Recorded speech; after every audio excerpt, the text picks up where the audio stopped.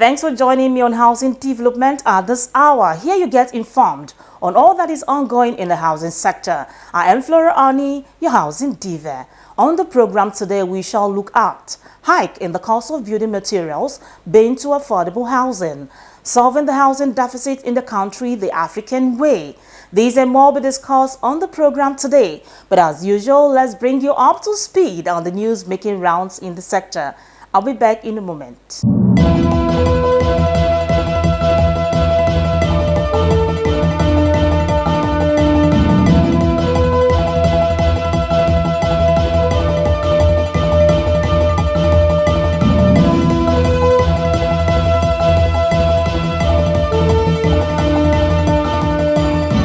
African cities become the new home to over 40,000 people every day, many of whom find themselves without a roof over their heads.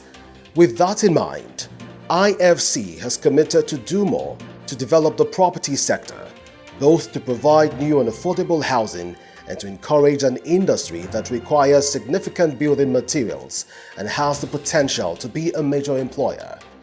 Last May, IFC and Chinese multinational construction and engineering company CITIC Construction launched a $300 million investment platform, CITIC Africa Holding Limited, to develop affordable housing in multiple African countries. The platform will partner with local housing developers and provide long-term capital to develop 30,000 homes over the next 5 years. IFC estimates that each housing unit will create 5 full-time jobs, resulting in nearly 150,000 new jobs on the continent. The new Lagos Rail transportation system, particularly the 13-kilometer rail line from Mile 2 to the Marina, is expected to shift moderately land use pattern along the corridor. Lead researchers for Lagos African Cities Research Consortium, ACRC, City System Study on Transportation and Energy, Yinka Jones and Lukman Oshodi, who made this revelation, said it will significantly impact on urban planning by restructuring the built environment. The corridor is lined with a mix of informal settlements, industrial development and mixed-use development, which are held majorly by the private sector. There are over 5 million personal motor vehicles and over 200,000 commercial vehicles on Lagos roads daily, giving an average of 227 vehicles per kilometer of road. The early days of the BRT buses have shown that Lagosians are willing to drop their personal motor vehicles for efficient, convenient, and safe public transportation modes. The Lagos State Real Estate Regulatory Authority, LASRERA, has asked for the support of all practicing realtors to complement the state government's efforts to improve the integrity of real estate development for the future of Lagos State, Nigeria, as well as for the potential investors and investees. This appeal was made recently by the Special Advisor to Lagos State Governor on Housing, Mrs. Toke Benson Awoyinka, at an event organized by the Association of Estate Agents in Nigeria, International Association of Realtors, held at Eco Hotel and Suites, Victoria Island, Lagos.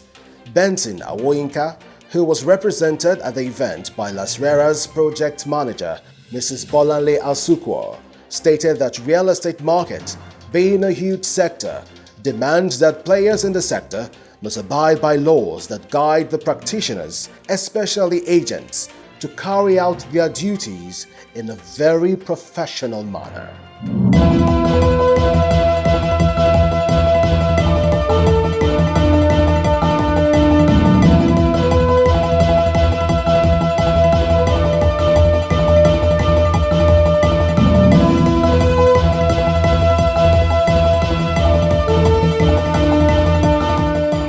That was the news headline. For more, visit www.africanhousingnews.com.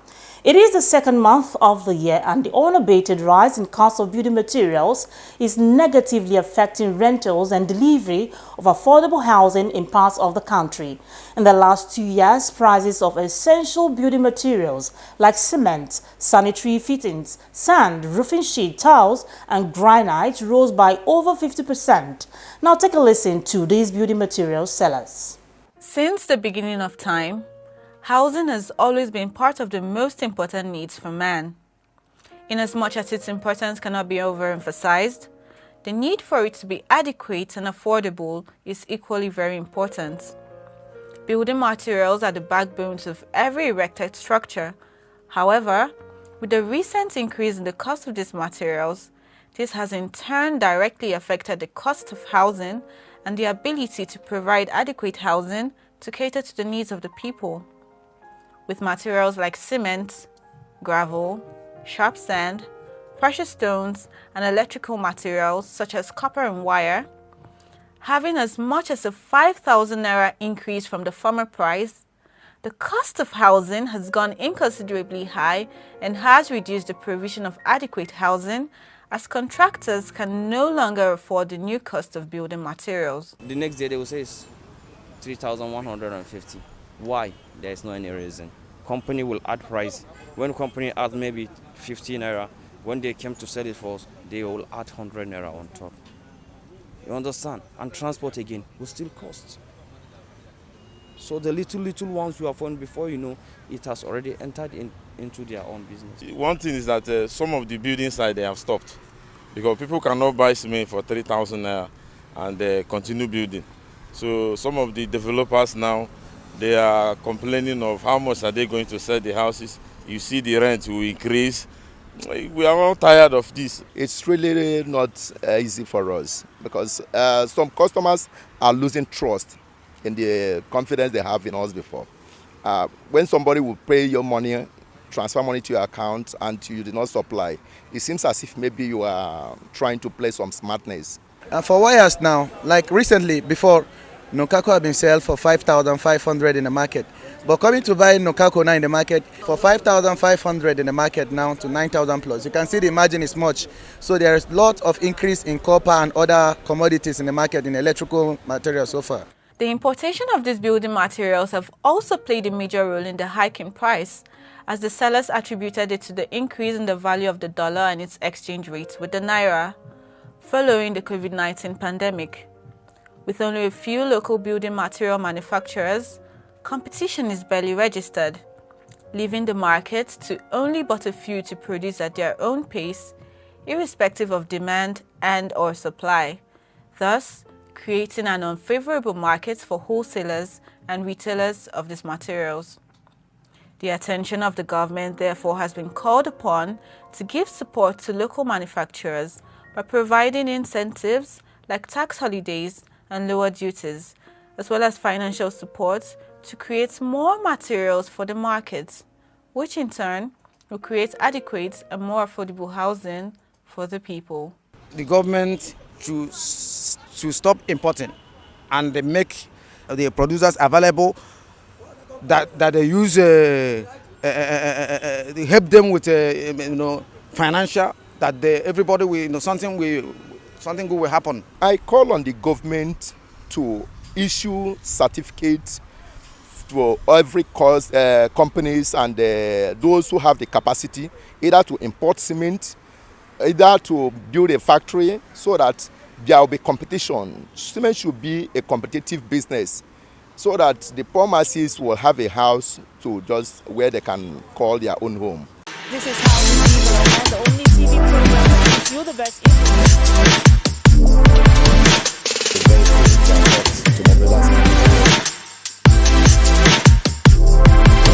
Going by the increase in the price of building materials, Madali Okomabwa, the founder and executive director of Community Planning and Design Initiative Africa, speaks on homegrown solutions to Nigerians' housing deficit. In its quest to provide affordable and sustainable housing for its citizens, Nigeria continues to grapple with innumerable challenges, thereby raising the question of whether or not this gap will be plugged anytime soon. All right, guys, I'm here to talk with a Nigerian who is doing something very innovative, groundbreaking, and disruptive. It's nothing like what you've seen before. In a few minutes, you're going to have an insight into what we are here to show you in a bit. Hi. Miss Madeleine, good to see you. Welcome. At last, we're here to see a whole world of wonders in the built environment. So, in a bit, I'm going to be showing you so much. And of course, I'll be talking with the person behind this groundbreaking initiative. Stay with us. As we find our way into this unconventional yet breathtaking gallery, Mandili Okumabwa, the founder and executive director of Community Planning and Design Initiative, CPDI Africa, highlights her work, its impact, and how Nigeria and indeed Africa stand to benefit tremendously from it. Okay, definitely. Welcome to CPDI Africa Gallery for Afrocentric Architecture. CPDI stands for the Community Planning and Design Initiative Africa. And what we do is look into research on how we can harness architectural elements from our culture, our traditions, science and technology, and how we can use that to inform new design languages that not only preserve our identity, but solve a lot of our problems that we have in the built environment, things like affordable housing and such. How can Nigeria find homegrown solutions to our housing problems? How can we look within and see how we solved these issues years ago, right? Before interruption of our development, how were we handling housing, our built environment, community development? How did we grow our towns and cities? How did they become empires? What did the other people that came to find us 300-400 years ago, what did they meet on ground when they came? How they describe it is not what we see today. They talk about Africa being Nigeria, Ghana, so well designed, so well planned, made areas in France and wherever look like a ghetto. I've read this in their journals. So to me, the answers are within us. She shares her thoughts on salient issues in the built environment, as well as the suitability of her designs for African environment. Architecture itself is a huge part of CPDI Africa. Heritage preservation sounds good, but it's quite deep. You cannot design buildings that promote a cultural lifestyle that you don't live. You're trying to imitate. You should design and occupy spaces that complement your own culture, that respond to your own climate, that promote your own aesthetics, what you find beautiful in the built environment, colors, patterns, things like that.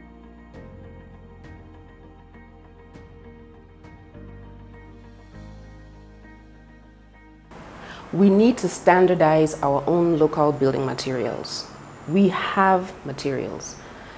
Again, back in the day, if you want to build your house, or you're building the palace, or you're trying to build a market, or whatever it is, you harness your materials from the site itself. We have materials. We have earth. Whether you're doing clay brick or you're doing rammed earth technology, we have stone, we have timber, we have bamboo. We have the materials that we need.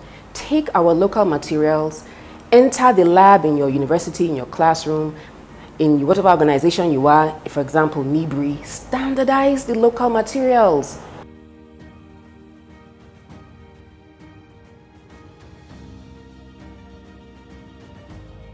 We talk about not having housing, or people are looking for jobs. There's so much that we can do if we actually brought that concept of community back to the table. People that are walking around appearing jobless, come, let's design and build something.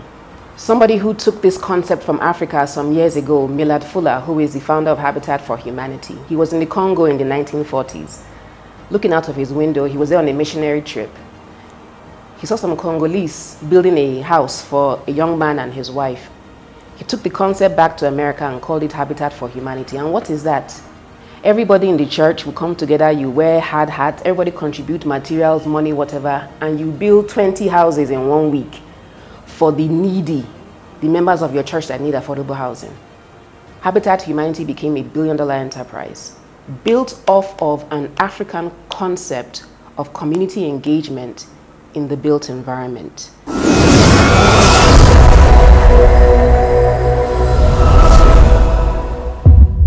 Welcome back. You're watching Housing Development. President Muhammadu Buhari has officially commissioned the Family Homes Estate in Kano State for low-income families. The ceremony, which took place recently, marks a new beginning for 469 families, including civil servants, traders, and other low-income beneficiaries in the state. Our correspondent has more detail. President Muhammadu Buhari has officially commissioned the Family Homes Estate in Damanawa, Kano State for low-income families, designed to provide housing for 469 families that include civil servants, traders, and other low-income earners in the state. The formal event took place on Monday, 30th January 2023, signaling a sigh of relief for the beneficiaries. While assessing the project, the board chairman of Family Homes Funds, Alhaji Suleiman Barau, expressed profound gratitude to President Muhammadu Buhari and Vice President Yemi Osinbajo for their vision, noting that the Minister of Finance, Budget and National Planning, Mrs. Zainab Ahmed, had provided leadership and an enabling environment for smooth operation of the company. I think first is the vision of Mr. President. So we salute his courage and vision in setting up, an institution that is public owned by government, but is run along commercial lines. So that was a very, very big vision for us. The second is, we must also commend the minister. After commending the president and the vice president for the vision in setting up a company, we must, commend the minister for making it to work. Making it to work, for providing the enabling environment, the funding, putting a board that is composed of distinguished and competent professionals on the board, allowing us to select the best staff, best management and best staff to run the company. Alhaji Barau used the medium to list some of the achievements of Family Homes Funds. Family Homes Funds is just a 4-year-old institution, but what we have achieved is a demonstration of the success of the vision of Mr. President in setting up an institution like Family Homes Funds to meet the funding deficit, the housing deficit that we have in Nigeria. In the 4 years or less that we started, we built over 15,000 houses. We're in 12 states actually, seeking to go to all the states, of Nigeria. We've created over 82,000 jobs. Our correspondent reports that those present at the commissioning alongside President Muhammadu Buhari were Governor of Kano State, Abdullahi Ganduje, the Minister of Finance, Budget and National Planning, Mrs. Zainab Ahmed, the Board Chairman of Family Homes Funds, Alhaji Suleiman Barau, the Acting Managing Director of Family Homes Funds Limited, Mr. Sani Yakubu, and other members of the board of the company.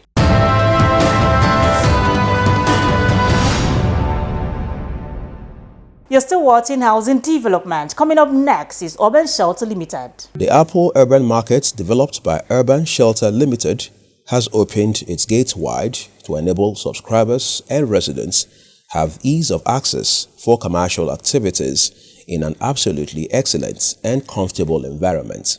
Strategically located in the Apple axis of Abuja, the market is a complete edifice as it portrays a fusion of aesthetics and modernization. During a trade fair organized by the company, subscribers expressed deep satisfaction with no regrets, noting the huge economic benefits from inception of the market's opening till date. The market is a moving train. It's actually coming up since from the September till now. I can see improvement. People are here. Customers are coming in. They are trooping in. It's the early days yet, but I believe we are going to do well here. Apple Urban Market is the most modern market in Abuja currently at the moment. It's a well-planned and well-built market. And then for business in the market, like every other market that is coming up, it actually has its own time and turbulent moments, you understand. But so far, market has been good.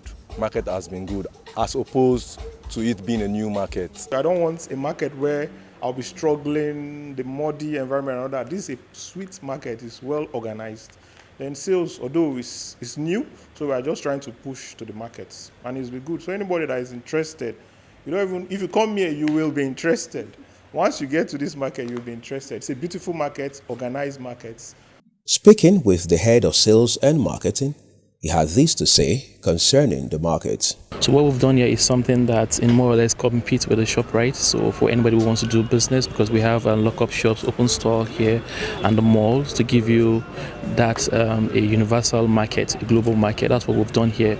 And this particular market right now, as you can see, we're 90% done. The market is open for business activities. A lot of people are already, taking up their shops and running their businesses. Some subscribers stressed on the need for others to grab the opportunity in purchasing a store while the offers lasted. The major reason why I got a shop here is because of the future. It's not particularly this moment, which I know definitely it will suit out. Like all these markets, Wuse Market, Gariki Market, it was once like this before it developed. So I believe and I see future with the market. That was why I decided to get a shop here. So my advice for everyone is to come to this place, grab the opportunity. There will be a time they will come and they wouldn't see a shop to get for themselves. Why I chose Apo Urban Market is because the market is neat, as you can see, and the shops here are quite affordable. And since opening this shop, I've gotten working clients, I've gotten students. Just from opening this shop, I know what I've achieved in this place, and I'll encourage people to come buy a shop, rent a shop, and they won't regret it. The market is very neat. It's very easily to describe. You can describe it to people easily, and it's close to the road. Urban Shelter Limited is geared towards providing improved, affordable and decent shelter conditions for Nigerians, thereby committed to building durable structures that serve both residential and commercial purposes. Welcome back. The program is Housing Development. Coming up next is our Woman Crush for today. Who deserves to be crowned our Woman Crush this Wednesday? Let's find out. Our Woman Crush this Wednesday is Dr. Mrs. Chi Akpoji, currently the Chairman, Board of Directors at Shelter Afrique, and an urban development and housing specialist. She is a wife, a mother, and a real estate refinance expert. She holds a PhD in comparative literature from the University of Nigeria, Nsukka, and an MA in modern Anglo-Irish studies from the University of Ottawa, Ontario, Canada. Chi Akpoji is the former director, Policy, Corporate Strategy and Partnerships at NMRC, with over 20 years' experience in development finance, housing and economic development. She was the founding coordinator of the Nigerian Housing Finance Program, which birthed the NMRC. Dr. Akpoji was the senior advisor to the former coordinating minister for the economy and the Honorable Minister of Finance of Nigeria, Dr. Mrs. Ngozi Okonjo-Iweala. She served in various capacities at the World Bank Group, such as development consultant on education and health issues for the African region between 2003 and 2004, coordinator, communications and partnerships for Cities Alliance between 2005 and 2012, amongst others. She loves reading, writing, and playing tennis. All of these amazing qualities are what makes Dr. Mrs. Chi Akpoji our woman crush this Wednesday. Dr. Chi Akpoji there as our woman crush today. You can be our Ion Housing reporter simply by having just your smartphone. Tell us what is happening in your area, your housing situation, the housing matters around your environment. Just send us a 30 seconds or 60 seconds video of whatever is happening around where you live in any part of the country. You can do that by sending it via WhatsApp on the number showing on your TV screen. Now let's watch this. Any events where me and you jam, I will beat you. I swear to God. Any event, let me and you jam. Wama jeja. So if you know you're the one making house prices to go high at this time, then you just have to take note, as that lady over there, she's waiting to catch you in an event. So as I wrap up today's episode of Housing Development, remember that the general election is just a few days away. Majority of these politicians seeking for your votes have mansions to their names and cozy beds to lie on, while the electorate whose votes are to bring them to power are struggling with house rent and high cost of housing. Some do not even have a roof over their head. It is time to demand for one vote, one house. Choose wisely. Join me next week for another informative episode of Housing Development. As always, I am Flora Ani, your housing diva. See you soon.